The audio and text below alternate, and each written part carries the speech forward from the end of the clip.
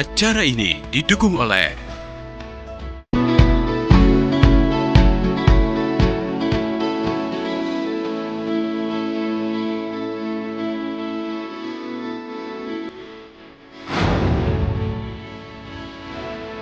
Pemirsa arus mudik Lebaran 1447 Hijriah berdasarkan pantauan di gerbang tol Krabasan pada H-1 terpantau lengang. Untuk lebih lanjut dan lebih jelas, lonjakan arus mudik terjadi di H- berapa dan apakah ada penambahan gardu tol untuk antisipasi lonjakan kendaraan?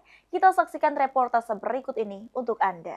Full TV dimanapun Anda berada, tak terasa kita sudah berada di penghujung Ramadan menuju H-1 Lebaran. Saya Fitra Sila dan juru kamera Heru sekarang melaporkan langsung di Tol Krabasan. Terpantau dari pandangan kami pemirsa, Tol Krabasan arus lalu lintasnya terpantau lengang pemirsa menuju H-1 Lebaran 1447 Hijriah.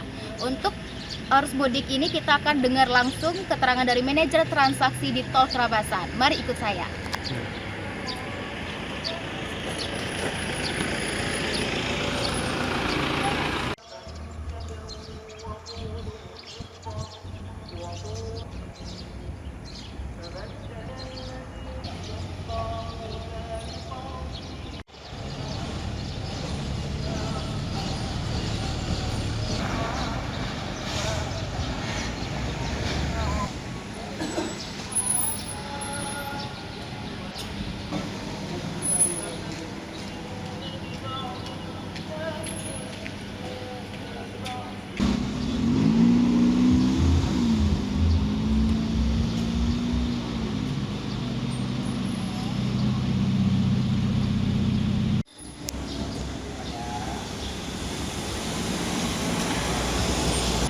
Pemirsa Pol TV, saya sudah bersama dengan Bapak Subarna selaku manajer transaksi Jalan Tol Krabasan.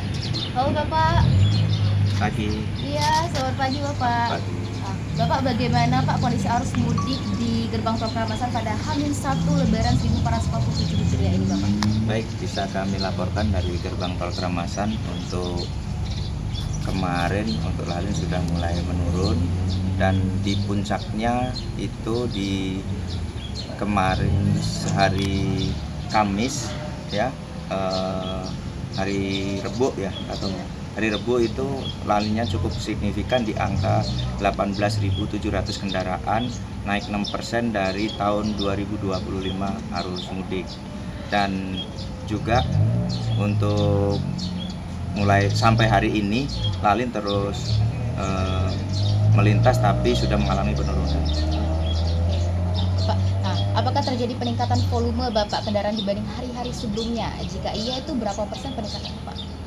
Baik, kami laporkan bahwa mulai terjadi peningkatan itu di hari Jumat, terus mengalami peningkatan dan puncaknya yang saya sampaikan tadi bahwa puncaknya itu di hari Rabu kemarin, ya, yang cukup signifikan tertinggi di angka 18.700 kendaraan. Gitu ya, Pak. Pak, jenis kendaraan apa sih Pak yang paling mendominasi di arus mudik Tol Krabasan saat ini Pak? Untuk kendaraan lebih didominasi oleh kendaraan pribadi golongan 1 karena mulai tanggal 13 Maret sampai tanggal 29 Maret itu dilakukan pembatasan kendaraan untuk yang boleh melintas hanya golongan 1 dan golongan 2. Untuk sumbu 3 ke atas tidak diizinkan untuk melintas sesuai dengan surat keputusan bersama oleh Menteri. Pak. Pak, ada waktu-waktu tertentu kah yang menjadi puncak kepadatan kendaraan saat ini, Pak? Untuk waktu-waktu tertentu yaitu di pagi hari dan sore, lebih ke sore hari ya untuk kendaraan yang melintas. Jadi kendaraan yang melintas dari Merak ke Bakauni sampai di sini kurang lebih di sore. Pak, langkah apa saja Pak yang telah dilakukan pihak pengelola tol untuk mengantisipasi lonjakan arus mudik saat ini Pak? Baik, untuk ruas tol Kayu Agung Palembang,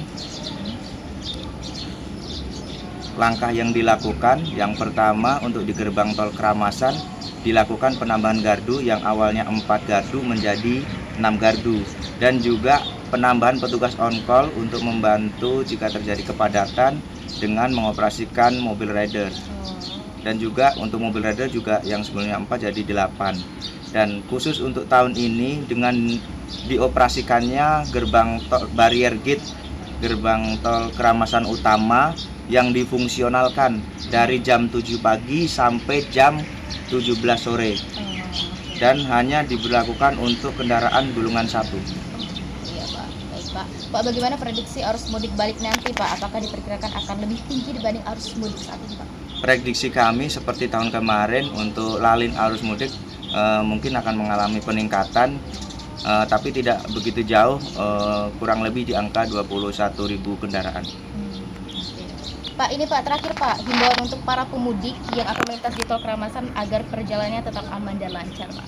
Kami himbau bagi pengguna jalan, pastikan mobilnya sehat sebelum melakukan perjalanan arus balik. Siapkan, pastikan saldonya cukup, dan bila lelah, mengantuk, capek, silakan istirahat di rest area yang telah kami siapkan. Khusus untuk di ruas tol Kayu Agung Palembang, kami ada di kilometer 360 jalur Bandung. Oke, terima kasih banyak ya Bapak. Sama-sama. Dan pemirsa, itu tadi perbincangan saya bersama dengan Bapak Sumarno selaku manajer transaksi Tol Keramasan.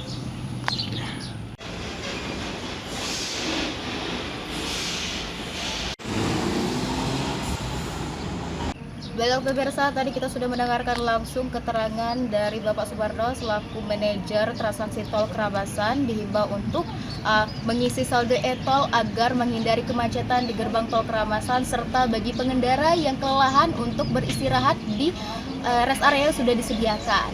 Kami Pol TV Palembang beserta pihak kepolisian Polda Sumsel dan instansi terkait akan terus melakukan pemantauan mudik lebaran agar mudik lebaran terasa aman, nyaman, dan lancar.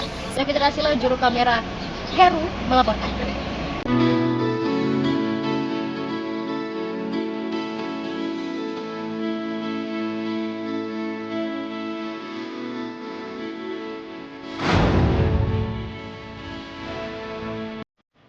Acara ini didukung oleh